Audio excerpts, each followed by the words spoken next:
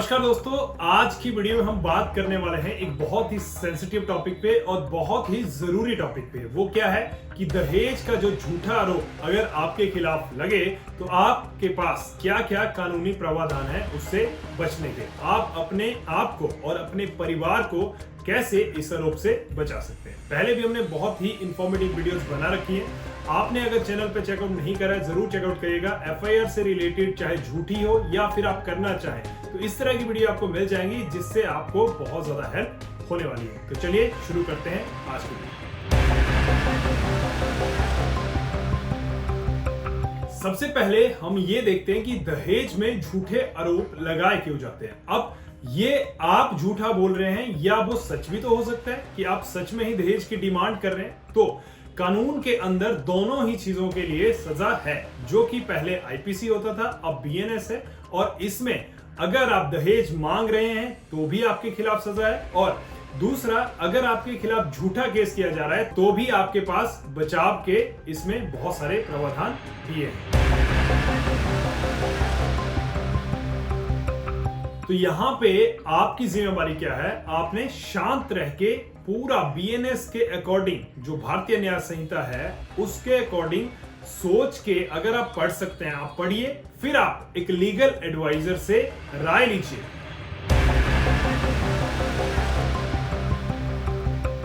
अब जिस तरह से मैंने बोला कि आप लीगल एडवाइजर से बात करिए, तो आप क्या करिए, तुरंत कानूनी प्रावधान के लिए जाएं, क्योंकि आप इससे नहीं बच सकते हैं। अगर आपके पास आरोप आया है और आपके खिलाफ आया है तो आपको कानूनी तरीके से ही उसका रिप्लाई करना पड़ेगा। तो यहाँ पे सबसे पहले आपको एक अच्छा वकील देखना पड़ेगा और उस अच्छे वकील के हिसाब से आपको स्टेप अप मूव ऑन करने पड़ेंगे। उस स्टेप में क्या क्या स्टेप होने जरूरी हैं ये आप उनको बता भी सकते हैं, वो मैं आपको आगे बताने वाला हूं।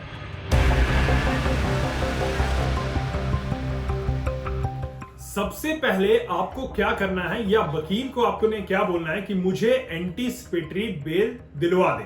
अब एंटीसिपेटरी बेल क्या होती है, एक ऐसी जमानत कि जिसमें आपको पहले ही जमानत मिल जाती है बिना अरेस्ट हुए। अब ये आपका अधिकार है।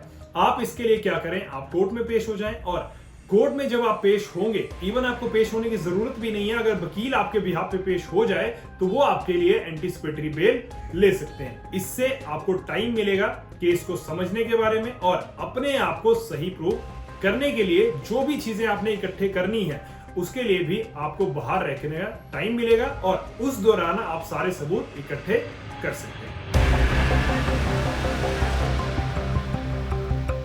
अब हम बात कर रहे हैं कि आपको एंटीसिपेटरी बेल तो मिल गई। अब आपने क्या करना है कि दहेज में जो आपके खिलाफ झूठे आरोप लगे हैं, हम ये नहीं बोल रहे हैं कि आपके खिलाफ सही आरोप लगे हैं तो भी ये तरीके काम करेंगे, नहीं, हम ये बोल रहे हैं अगर झूठे आरोप हैं तो आप क्या करें, आप सबूत इकट्ठा करना शुरू करें।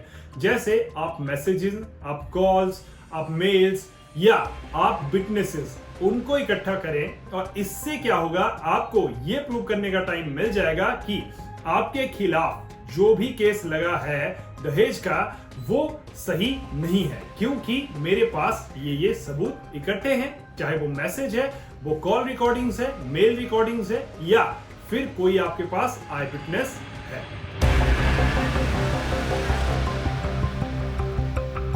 अब आपने सबूत इकट्ठे भी कर लिए। अब आपने बैठना नहीं है, आपने क्या करना है, अपने वकील को बोलना है कि हम भी इनके खिलाफ क्या एफआईआर कर सकते हैं।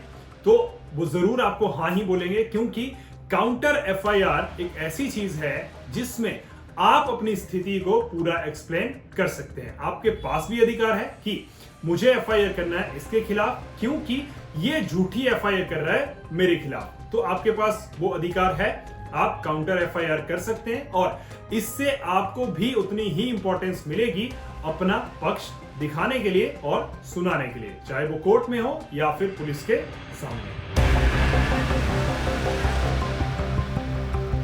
अब इसके साथ साथ एक और चीज आप कर सकते हैं, वो क्या है, डेफेमेशन का केस, मतलब मानहानि का मुकदमा भी आप चला सकते हैं, क्योंकि ये जो आपके ऊपर झूठा आरोप लगा है उससे आपके परिवार की रेपुटेशन और इज्जत पे फर्क पड़ सकता है। ये आपको कोर्ट को बताना है।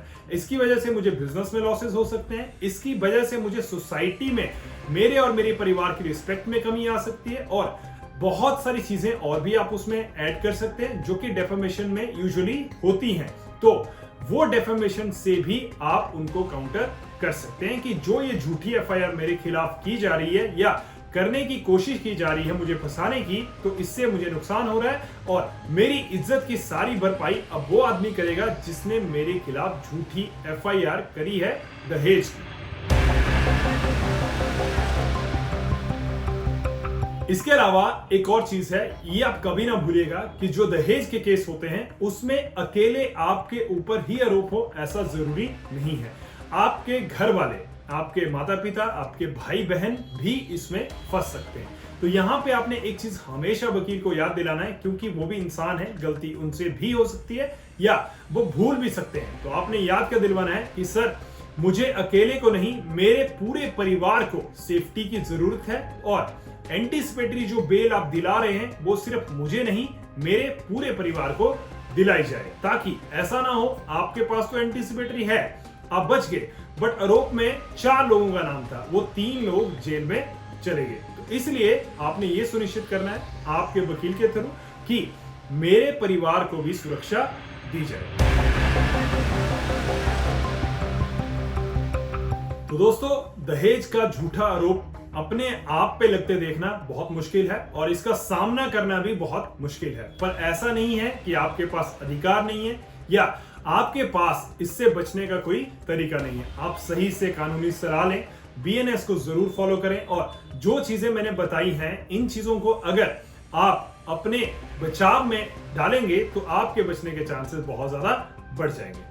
तो उम्मीद है दोस्तों जो जानकारी दी है वो आपको अच्छी लगी और उम्मीद करते हैं कि ऐसा इंसिडेंट अगर आपके आसपास किसी के साथ हो रहा है तो उसके लिए जानकारी बहुत जरूरी हो सकती है। तो आप उनके साथ ये वीडियो जरूर शेयर करें और अगर आप कोई स्टोरी या कोई केस रिप्रेजेंट करना चाहते हैं हमारे सामने तो आप कमेंट में डालिएगा, हम उसकी स्टोरी भी दिखा सकते हैं और साथ में कानूनी प्रावधान में कैसे हम आपकी हेल्प कर सकते हैं ये भी हम आपको बताने के लिए पूरी कोशिश करेंगे। तो चलिए मिलते हैं आपसे अगली वीडियो में, तब तक के लिए धन्यवाद।